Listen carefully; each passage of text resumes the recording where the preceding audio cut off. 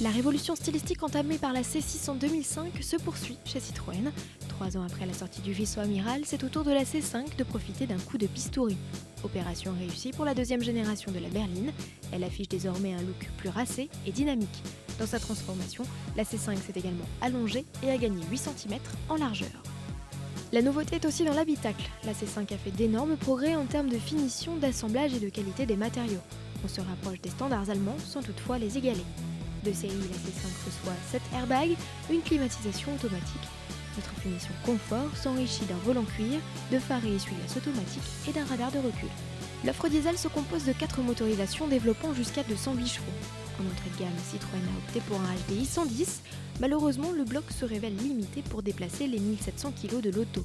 Préférez alors le HDI 138, même s'il se montre tout juste suffisant. Au chapitre confort, Citroën tient sa réputation, la nouvelle C5 est remarquablement amortie.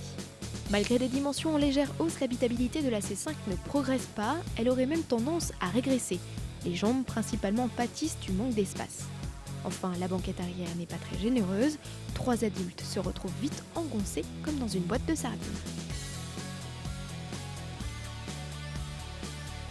Dictature du design oblige, la C5 a troqué son haillon pour une malle. C'est bien dommage car le coffre devient à la fois moins accessible et plus petit. Le volume proposé n'est plus que moyen. Les banquettes sont toujours rabattables mais n'offrent guère plus de facilité pour le chargement d'objets encombrants.